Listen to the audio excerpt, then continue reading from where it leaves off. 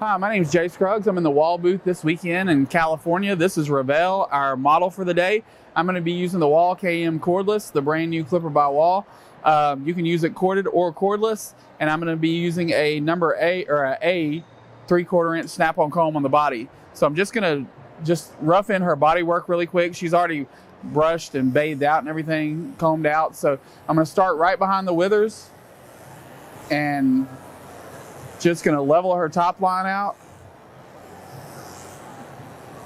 Because she's in a German trim, when I get right above the base of her tail, I'm going to go at an angle away from the dog or away from the tail, just so we have some hair to fill in this area. We don't want to take it and go all the way down the tail and have an indentation or a little divot right here. So just trying to get her body nice and smooth, long, smooth strokes.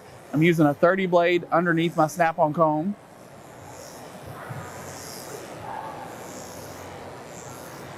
So once I get her body, her top line set in nice and tight, I'm going to move up to the ear, pull the ear up, come right in underneath the ear. This is going to set her shoulder in, but remember, we don't want to get into the neck or into this area right here from this angle. So when I get down to my leg, I'm just going to blend right into the top of my leg. I'm not going to make an indentation or a little divot into the leg. And then she's a little bit U-neck, so I'm going to bring my clipper line just below the V that we set in, and then I'm going to set an angle in to try to give her some chest right below the breastbone. And then I'm going to skim the front of this leg with this clipper just so it's easier transition when we get ready to scissor or we get ready to clip the leg down. So then I'm going to take this line, still leaving all this hair in the withers area. I'm going to take this line right down into her rib, right behind the shoulders, into her spring of rib. Just nice, long, smooth strokes. I've got this clipper on low, so it's a 2-speed. You don't have to run it high. It's got plenty of torque to go through this coat. And so the first thing I do, once I get the initial bulk off, I'll fluff it up and we'll go back over it. But this is just a good way to be able to get through a nice thick coat with a snap-on comb. So now I'm going to start to set in my legs. When I come over the hips, the widest point in my hip, I'm going to start to skim off and skim down into the leg. So if you want to go ahead and take some length off this leg with this snap-on comb, not use a longer snap-on comb, you can just skim it down this way, just kind of freehand it. But I'm not letting the clipper touch the dog's body. I'm just actually carving through the hair or through the coat. So now I'm going to set my angle in from my point of hip to my point of rump. Still using the same blade. And I'm going to go from the point of rump to the shortest point or the bend in the leg. So once I pick this leg up, if I find the bend, that's where the knee and the bend should meet. So now I'm going to carve this all the way down to the bend in the leg.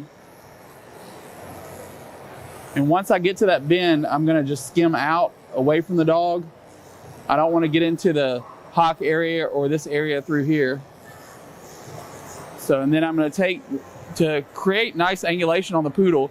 Once you set the angulation in from this angle, you actually want to wrap it around the dog's leg. You don't want to just set the angulation in here and stop, because that makes your legs wind up being too heavy.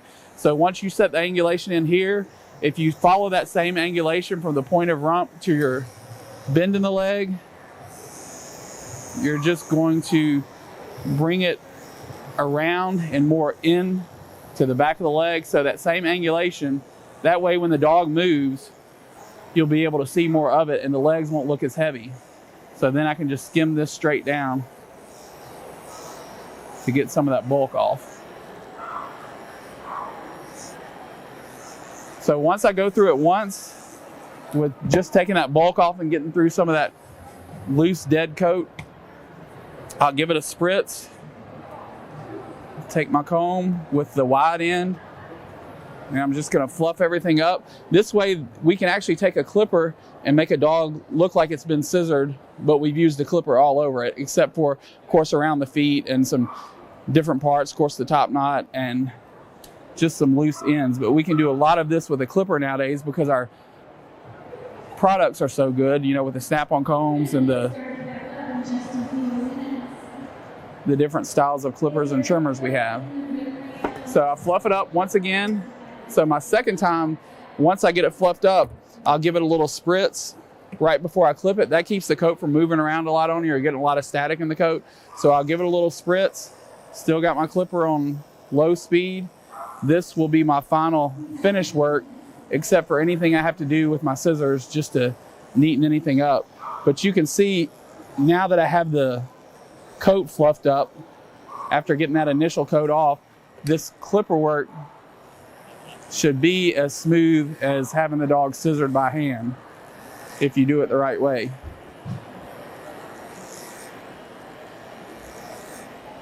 So, and I'll show you once I get this initial clipper work cut in, I'll show you how smooth it's going to be. But just following the structure of the dog's body.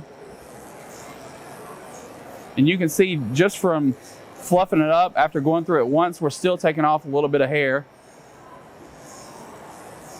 Just because she was so thick in body to begin with.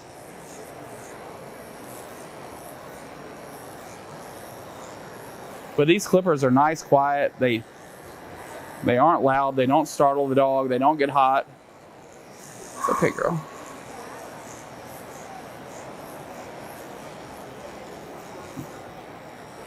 So I can also start to carve in my tuck up from this angle as well. So once I get all of this off, come underneath right from the elbow, gonna lift this arm up or lift this leg up, come in right from the elbow. All this hair underneath is gonna come off. And then we'll scissor in a little bit of tuck up or a little bit of an illusion of a tuck up when we're done.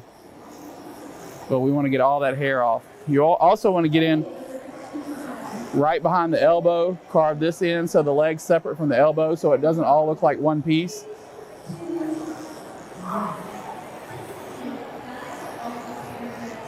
So the longer, smoother strokes you can use, the better your finish is going to be. So when I start in one area, I try to finish my clipper work just like we would do with the scissor. So now I can spritz it. You can see it's got some track marks, but it shouldn't matter once we comb all of this out. The track marks should start to go away just because we've fluffed it out.